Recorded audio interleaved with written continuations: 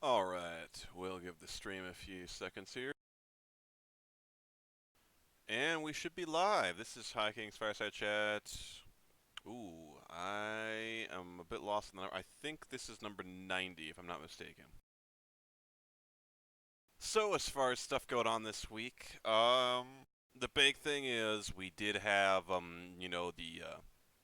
new month essentially. So we had, quite a few warbands moved from great companies to under me. So we did have Guardians of Ran, which was decommissioned due to only having Summerbrander's Destiny left.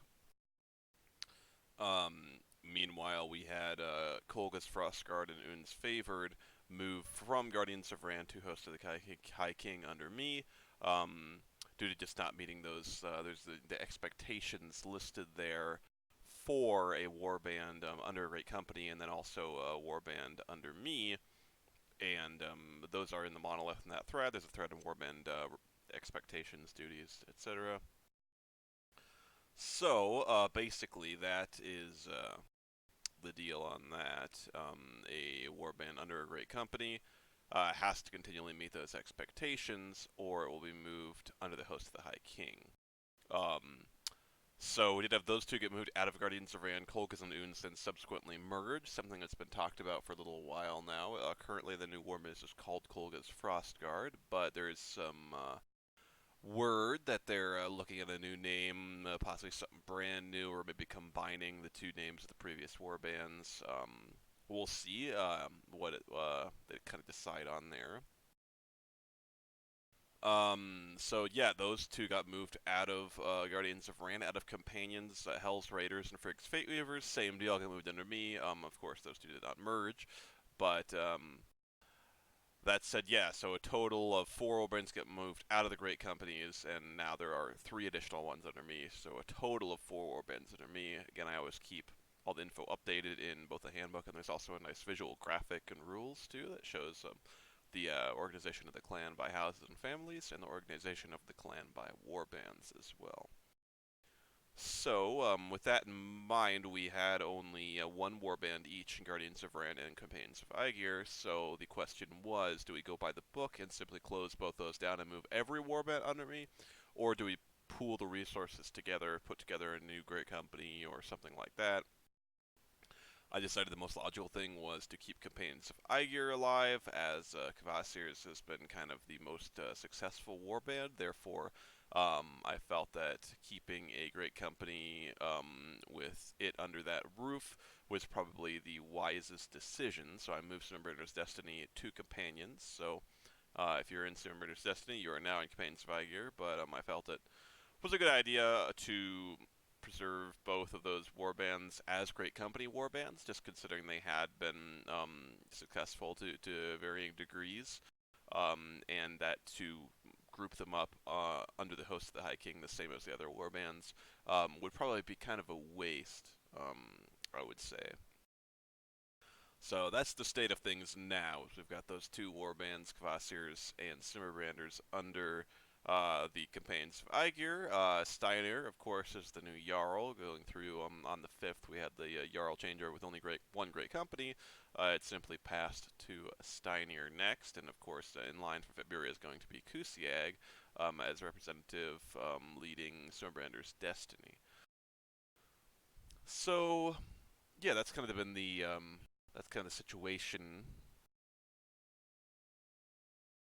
As far as stuff that other stuff happening, there's been some other changes that I sort of announced, such as the new warband Vafthrudnir as acolyte, which is under me as well now. So, to correct myself earlier, we are technically sitting at 5 warbands under me, 2 under companions. Vafthrudnir is something I'm leading personally. We're just a single member right now. I'll go ahead and welcome Bard Lateling, who's the first member ever of Vafthrudnir's acolytes, if you don't count myself. So that's kind of cool.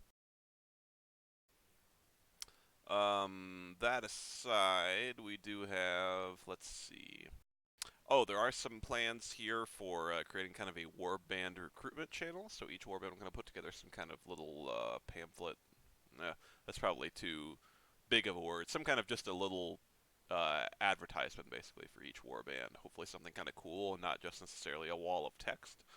Um, and just kind of that way it'll be a nice kind of fun way for anybody to browse through and see what all the warbands have to offer, what sets them apart from one another. As has been mentioned previously, warband focuses are no longer required.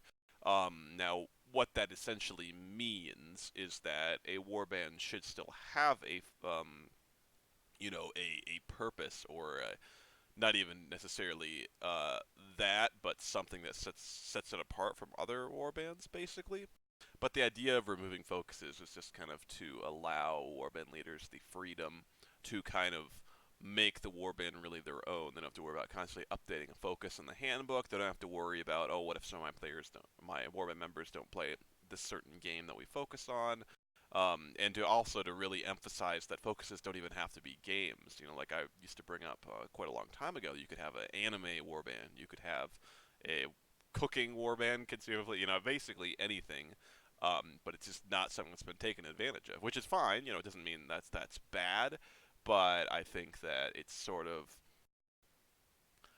I would say the fact that we haven't had a warband with a non-game focus, the closest is Kvasir's with something of a lore focus that's been played around with.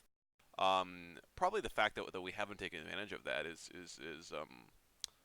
crippling the capabilities of warbands as they are right now a little bit, just because there's certainly ways that we can unite different people that are in the same warband and therefore create more of a sense of community, or at least create more carved out unique purposes for warbands by utilizing something like a non-game focus. Because it can be hard to get everyone to play the exact same game, of course.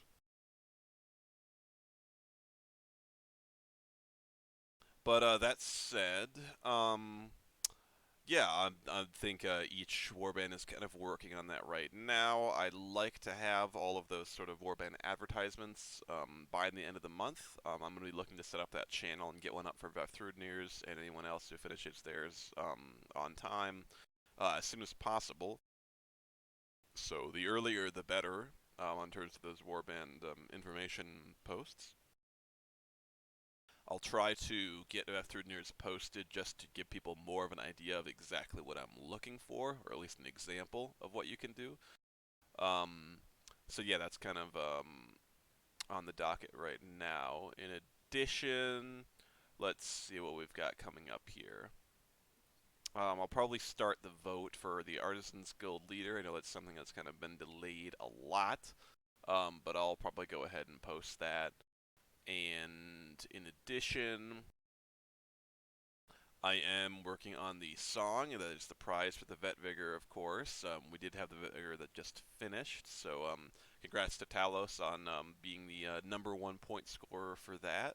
And yeah, nice job to everybody who made the top 12, and thanks to everybody else as well who participated. I thought that there was a pretty good amount of interest, which was nice. Hopefully people had some fun. That said, yeah, the song, I don't have an exact ETA on it, and I've kind of been staying away from giving one. But to give a little bit of disappointing news, I had some, I as a fair ways into working on it, and I kind of decided to restart with a sort of a whole different concept. Um, Not completely different. I think it was like not a complete waste of time. I was just sort of trying things, and I think I just kind of decided I wanted to kind of rebuild from the ground up on some parts and stuff like that. So I basically scrapped and restarted production on it. But um, I don't know that that's going to slow things down too much. A little bit for sure. But as far as when it would be done, it's hard to say because part of it is just trying to find what I think sounds best, and writing parts and stuff like that is definitely more of a creative process rather than just you sit down and just get it done. Although I certainly try to, so I'm not wasting too much time procrastinating anything like that. But that's what I'm working on right now, and my hope is that it would be great to have it done by the end of January. again, I don't want to give any kind of specific deadline and then just fail to live up to it, but I will try to post some updates, possibly in announcements, maybe just Meat Hall, something like that. And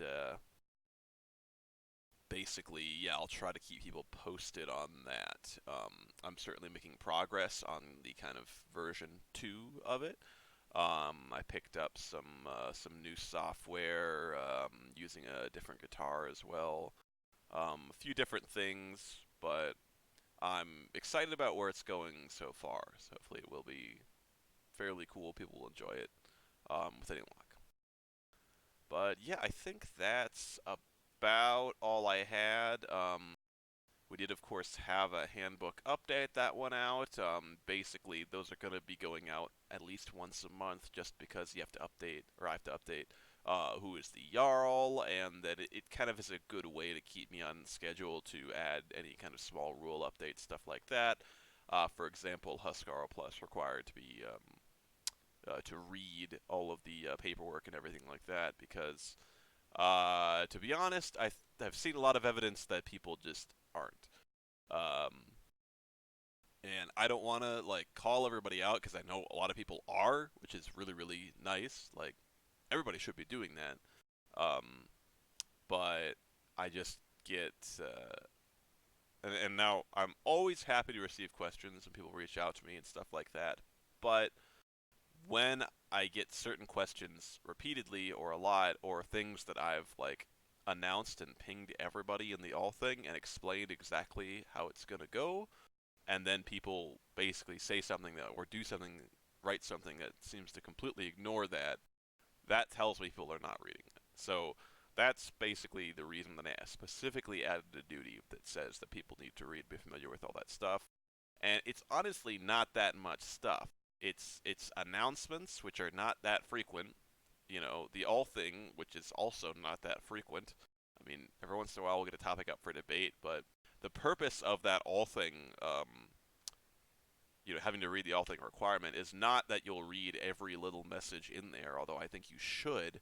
It's that you're responsible for any kind of official announcements or changes or, initiatives that are brought up in there. So if I ping everyone and say, I need you to do this specific thing, the expectation is that everyone will have seen that and not have it muted or ignored it or whatever. Um, and of course, also having read the handbook and the monolith, which are it's not really that much. It's just the pin threads in the monolith, which is really not very much. And most of that stuff is like I always say, I don't have it memorized myself, but you should know to reference that documentation when you're working on something like a report or something like that. You should reference the template. You know, I mean, I be on the safe side. I wouldn't even copy paste your previous report because it's worth looking at the template just in case maybe there was a change announced that you forgot about or something like that, and then you're missing that out in your template. I did see a lot of reports not going by templates this last month. Needless to say, yeah, there was a lot of, well, uh, a number of duties not completed, issues like that. So, yeah. Now, another thing that's important is to reach out if you can't get duties done. It is a million times better to talk to me and your superiors about not being able to get duties done, and how you need help so that we can figure out a way to do it than just to just not do them. Because even if you can't do them, at least if you make it known as soon as possible, it makes it way easier. And with that in mind, I mean, if we can find somebody else to do them, then you won't be held responsible for that. We might, maybe you have to take a leave of absence or something because for whatever you can't do them or whatever, but at least we'll figure it out. So that's like much, much, much appreciated. In addition, um, another thing is there's a very important duty 10, which I try to emphasize a lot, which is that if your warband's not going to meet expectations or not get duties done, you need to let your me and your Jarl know as soon as possible. This last month, I had to do like a ton of warband reviews just impromptu myself because they hadn't been done until the last day or two. So I was trying to find out prior to that if the warbands were going to meet expectations or not, and most of them weren't. and the purpose of that duty is so that um, myself and the Jarls and everybody, and the officer staff knows which warbands are not meeting expectations as early as possible. So A, we can actually do something to try to help out that warband and see what we can do, and B, so we can actually, have time to make a good plan as far as what action to take. Instead of everything rolling in, the 31st at 11:59 p.m. and then all of a sudden we have to try to figure out what's going on. Even if your warband does meet expectations, it certainly is not going to hurt to, let your sphere officers know just so that they're aware everything is okay. But yeah, I think a big part of that is just reading and communication and all that. That pretty much sums up what I just like to see from everybody. Get stuff done early and just have everything read. And if you're writing a report or something, reference the documents. Like I said, I am always happy to answer questions, and I don't expect people to not have any questions. But when it's just demonstrated that people aren't reading anything, that becomes more of a problem. But anyway, yeah, I think that about sums up this fireside chat. So thanks everyone for tuning in. We will be back for a Court of the High King here, actually in just a couple of minutes, and we will be back tomorrow as well for a another Court of the High King. That one is going to be at 4 p.m. Pacific. And we also will have, of course, another fireside chat. It should be number 91 next Thursday at 5 p.m. So we'll see everybody then.